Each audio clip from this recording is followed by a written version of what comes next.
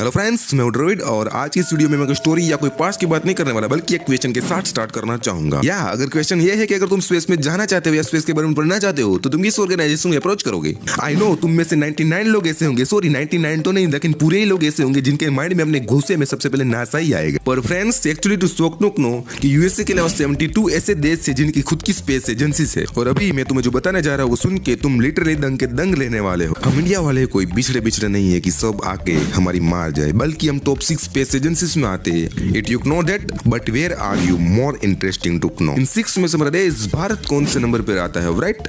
सबसे पहले किस देश ने हमें हमारे सूर्यमंडल की बाहर की दुनिया से वाकिफ कराया, और ऐसा कौन सा देश है जिसने सबसे पहले स्पेस में एक फीमेल यानी कि एक मादा को भेजा? और क्या तुम्हें पता है कि दुनिया के हर एक देश को चाहे कोई भी लपन गंजू हो, लॉन्चिंग के दरमियान हमारे इंडिया की जख मार के जरूरत पड़ती है। पर इंडिया की जरूरत आखिर क्यों, क्या है हमारे देश में जो बाकी देशों में नहीं? वेल, इन सारे सवालों का जवाब आप जानना चाहते हो तो अंत तक बैठे रहिए हमारे इस वीडियो में। और मैं आपको आज ऐसी बातें बताने वाला हूँ जो सरप्राइजिंगली बहुत सारे इंडियन को नहीं पता होगी। और हम ऐसे कई सारे मिशंस के बारे में भी बात करेंगे जिसके बारे में आपने कभी सुना नहीं होगा। तो without wasting any time, let's start today video title.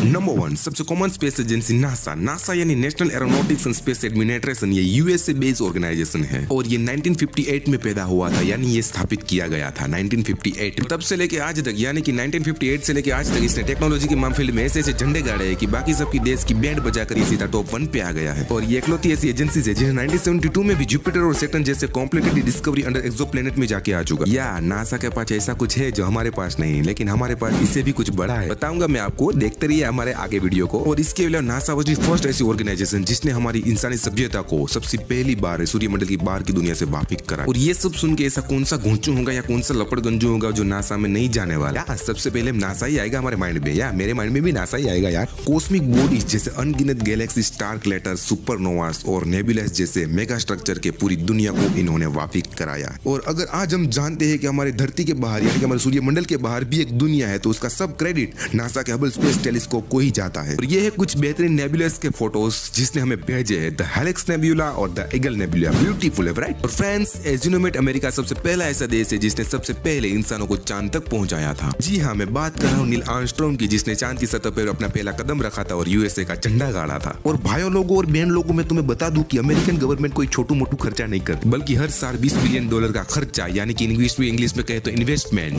अकेले नासा के बल पे ही उठाती है। और ये कोई छोटी मोटी रकम नहीं है भाई लोगों, बल्कि इतने पैसे में तो इंडिया की आधी गरीबी मिटा सकते हैं, वो भी हमेशा के लिए। और चलो, ये तो स्पेस की बात होगी भाई लोग। और स्पेस में नासा का तो नाम ताए नहीं तो बाएं, नासा का तो नाम आता ही रहता है।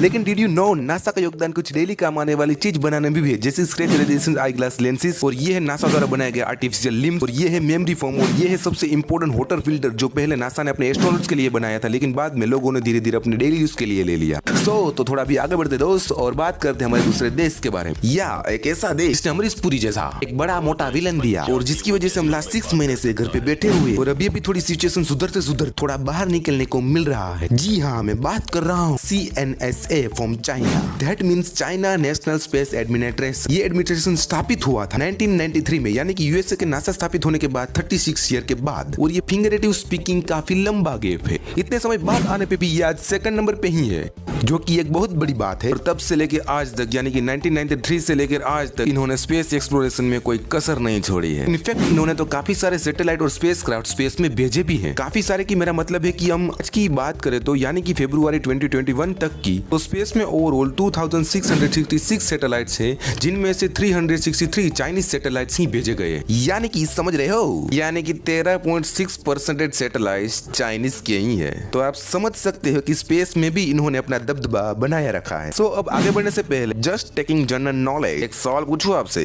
कि स्पेस में सबसे फर्स्ट स्पेस स्टेशन किसने बनाया? अगर तुम्हारा डाउट कहीं नासा की ओर है तो तुम एक तरीके से बिल्कुल सही हो। जी हाँ, नासा ने लॉन्च किया था, मगर दूसरे देश की हेल्प के साथ, वो भी 1998 में। और ये चीज देखकर चाइना की एकदम एक तरीके से तपेली जल उठी। और तपेली मीन्स के समझ रहे हो। और चाइना ने अपने जले हुए बलबूते पे TMON-1 नाम का खुद का स्पेस स्टेशन स्पेस में भेजा। इन्होंने हमेशा दूसरों के स्पेस मिशन देखकर खुद से करने की ठानी। में। लेकिन इंडिया के केस में इंडिया के मार्स मिशन के बाद उन्होंने भी मार्स में जाने का प्लान बनाया जो उनसे अभी 2020 में पॉसिबल हो पाया। 3 जुलाई 2020 में इन्होंने टाइनवैन 1 लॉन्च किया जो 3 अप्रैल 2021 पर मार्स पर लैंड करेगा। ये एक रोबोटिक स्पेसक्राफ्ट है जो मार्स के बारे में जानने में हमें और मदद करेगा। और अब ठहरा ये तो चाइना स्पेस रेस में पीछे तो हटने वाला नहीं है। यूएस के सामने जो मुंह दिखाने के लायक जो बनना है। और इन सारे कुत्तों ने तो साले फ्यूचर के भी प्लान बनाए रखे, जैसे कि फॉर एग्जांपल 2029 और 2023 में एक स्पेसक्राफ्ट बनाने की प्लानिंग कर रहे हैं। साल जुपिटर और सैटर्न को सबसे करीब से देख पाएगा और इन्फॉर्मेशन निकाल पाएगा। और ये गैस जायंट को स्टडी करने के साथ साथ ये नेपच्यून के ऑर्बिट को बहुत से करीब से स्टडी करेगा। पता नहीं हमारे सोलर सिस्टम के बारे में क्या क्या छुपे हुए राज को बाहर निकालेगा। पर अब भाई लोग चाइनीज स्पेस एजेंसी से गुड एंड वेल, अब चलो माना हमने, लेकिन क्या इन्होंने कभी स्पेस में एस्ट्रोनॉट्स को भेजा है? Well the answer is yes. अभी तक इन्होंने 11 एस्ट्रोनॉट्स को स्पेस में ट्रैवल किया गया है। 11 नॉट बैड राइट।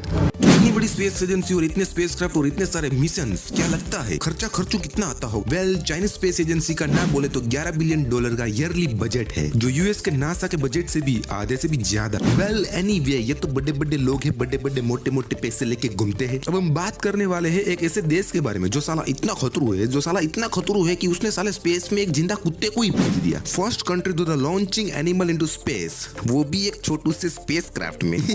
जी हाँ, मैं बात कर रहा हूँ RFSA की, यानी कि रशियन फेडरल स्पेस एजेंसी। भाई लोग मजे की बात तो ये है कि इसे तो इस नाम से कभी कोई जानता ही नहीं है। इसे जानते हैं रोसकोसमोस के नाम से। और फ्रेंड्स, यही वो कंट्री है जिसने सबसे पहले एक फीमेल एस्ट्रोनॉट्स को स्पेस में भेजा था। और बाय द वे, अगर आपको पता ना हो तो इस मोहतरमा का नाम है वेलेंटिना टारसकोवा। नाम भी कुछ अटपटा है, लेकिन बाय द वे हमें क्या इसे शादी करनी है? तो वेल, रोसकोसमोस की स्थापना हुई थी चाइना के जस्ट 1 साल पहले, यानी कि 1992 में। और तब से लेके यानी कि 1993 से लेके आज तक ये कब से कंपटीशन चल रहा है कि कभी रशिया दूसरे नंबर पर होता है, कभी चाइना दूसरे नंबर पर होता है। आई मीन कि देश की स्पेस एजेंसी। हालांकि नासा सबसे पहले स्थापित हुआ था, यानी कि RFS से 35 इयर्स पहले, पर सबसे पहला आर्टिफिशियल सैटेलाइट किसने लॉन्च किया था? बात किसकी चल रही है? रशिया की। तो रशिया ही होगा ना। मुझे पता है कि आप लोग भी यही सोच रहे होंगे। Well, Russia first country to the launching artificial satellite, जिसका नाम है स्पुतनिक 1। और इनका स्पेसक्राफ्ट वोस्पुट 1 ऐसा पहला स्पेसक्राफ्ट था जो चांद के सरफेस बहुत ही करीब जा पाया। वेल, बस किस्मती से उसे छू नहीं पाया था। और मैं ये तब की बात कर रहा हूँ जब तक नासा चांद पर लैंड नहीं कर पाया था। रशिया स्पेस में सबसे आगे रहना चाहता था और इसलिए उसने सबसे पहले चांद पर सॉफ्ट लैंडिंग की। और तो और इतना ही नहीं, but Russia of the first country जिसने चांद की मिट्टी को धरती पर सबसे पहले लाया था। या समझ रहे हो रशिया के पास कितना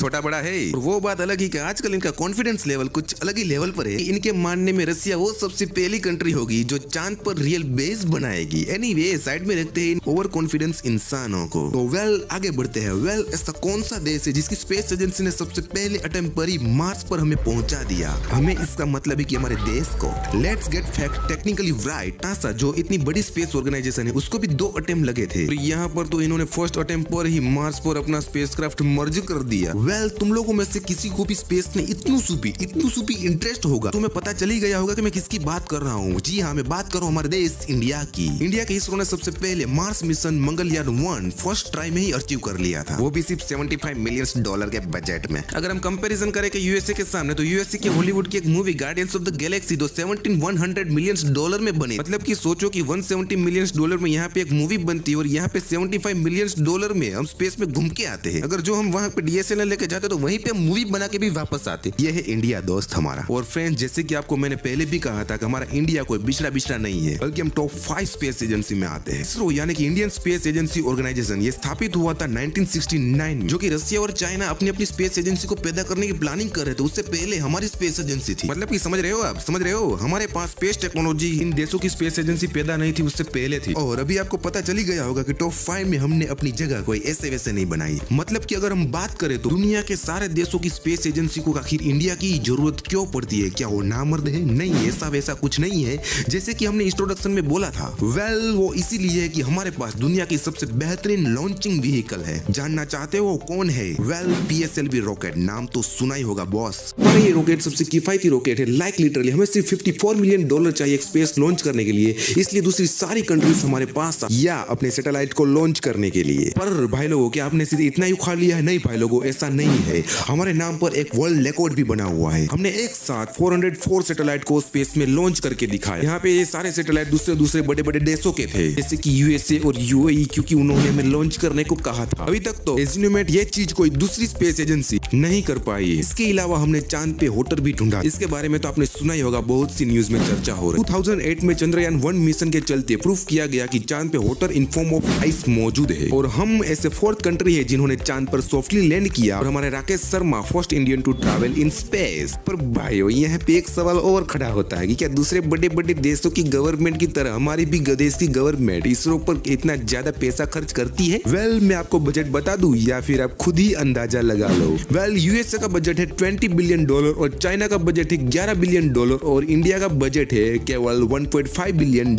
और देखा जाए तो इसी किफायती बजट की वजह से हम इन्फोर्स्ड हो जाते, हमारा दिमाग वापरने के लिए कि हम नए नए जुगाड़ कर सके और हम पैसे बचा सके, फिर वो जुगाड़ हम पूरी दुनिया के साथ शेयर करते हैं। Interesting right? लेकिन जब हम टेक्नोलॉजी की बात करते हैं तो वर्ल्ड लीडर्स में कुछ ऐसे देशों का नाम भी आता है जैसे कि जापान राइट? अपन हमेशा ही हमें पता है कि टेक्नोलॉजी लीडर रहा है, but what about this case? When it to come space research हम जापान से भी आगे। इनफैक्ट जापान तो टॉप 5 में भी नहीं आता है, राइट? बिल्कुल। तो फ्रेंड्स, हम बात कर रहे हैं जापान के जेक्सा की, जो अनफॉर्चुनेटली 6th पोजीशन पे आता है। बट व्हाट अबाउट एक बहुत ही टॉप दबाहुत space research organisation, Europe union की ईएसए, जिसका नाम आपने नासा के साइड बाय साइड कहीं सुना होगा। ईएसए का योगदान क्रिकेट ग्राउंड पे खड़े अंपायर की तरह होता है, या जो कि मैच में ज्यादा कुछ योगदान तो नहीं कर पाता, लेकिन हर एक प्लेयर को उसकी कहीं ना कहीं जरूरत तो होती ही है। ईएसए यानी यूरोपियन स्पेस एजेंसी स्थापित हुआ था 1975 में, पर ये इंडिया से आखिर पीछे क्यों रह गया? वेल, क्या इससे कभी कुछ नया नहीं किया? अरे इनके तो ज्यादातर मिशन पहले हो चुके थे, वही जैसे कि मून मिशन, फिर मार्स मिशन। इन्होंने एक ऐसा कदम उठाया जो आज तक किसी को उठाने की सोची भी नहीं। इन्होंने एक ऐसा स्पेसक्राफ्ट बनाया जो हमारे सूर्य मंडल के बाकी सारे ग्रहों के नजदीक यानी कि पास में जा सकता है और उस पे सूर्य की किरणों का ज्यादातर असर भी नहीं होगा, और वो है द विनस एक्सप्रेस। ये वो स्पेसक्राफ्ट है जो विनस की काफी नजदीक भी जाएगा और उसके वायुमंडल की जानकारी लाके हमें देगा। स्पेसक्राफ्ट नवंबर 2005 में लॉन्च किया था और उसने हमें काफी सारे विनस के इमेजेस भी दिए, वहाँ का टेम्परेचर और वायुमंडल की जानकारी देकर। पर 2014 में यूरोपियन उस सैटेलाइट का कांटेक्ट खो बैठी और आज वो भी एक स्पेस मिस्ट्री बन के रह गया। पर इनका एक फ्यूचर मिशन जो मुझे पर्सनली बहुत पसंद है वो ये है कि द स्पेस क्लियर मिशन। और ये इतना फैसिनेटिंग क्यों है बताओ क्या आपको? कि इसमें ये लोग ऐसे रोबोट्स बनाएंगे जो स्पेस में जाकर वेस्ट टीवीएस जो हमने फैलाए हैं उसे जमा करेगा और अर्थ पर दोबारा लेके आएगा ताकि हम उसे रीयूज कर पाए। सारा टन्स ऑफ मेटल स्क्रैप फिर से धरती पर आ जाएगा और ऊपर हमारे सैटेलाइट को कचरे से टकराने का डर नहीं रहेगा। सो फ्रेंड्स, ये था हमारा सफर टॉप 5 स्पेस एजेंसी का, और एंड में मैं सिर्फ यही बोलना चाहूंगा कि स्पेस एक्सप्लोरेशन में हर किसी का बहुत ही बड़ा योगदान हो सकता है, मगर हम हमारे देश को सपोर्ट करेंगे तो हमारे देश की स्पेस एजेंसी आगे बढ़े। और वैसे भी आपने जाना कि हमारा देश वैसे भी पीछे नहीं है। इंडिया की कैपेबिलिटीज तो अलग ही लेवल पर है boss, because being a developing nation हमने स्पेस टेक्नोलॉजी में काफी सारी मेहनत भी की है और बाकी दूसरे डेवलपिंग कंट्रीज को टक्कर भी दी है। उसके अलावा हमने मंगलयान 2 और सूर्ययान 1 की तैयारी भी शुरू कर दी, and by the end of the 2023 में हम उसे सक्सेसफुली लॉन्च कर देंगे। और ऐसे कई सारे मिशन के चलते हो सकता है कि हम फ्यूचर नंबर 3 या नंबर 2 पे आ जाए, और अगर ऐसा हो सकता तो क्या लगता है कितने साल लग जाएंगे? Well, with this question I leave this video और हियर कमेंट नाउ बिलो। क्या लगता है आपको कि हम नंबर 1 या नंबर 2 पे आ जाए तो कितने साल लगेंगे? तो thanks for watching this video, और वीडियो पसंद आई तो लाइक जरूर ठोकना और मेरे चैनल अनहेड साइंस को सब्सक्राइब जरूर करना। दबाओ नीचे का बेल आइकन ताकि आप आगे आने वाली कोई भी वीडियो को मिस ना कर सके। As always see you the next video. Till then stay curious, keep learning and keep growing. जय हिंद।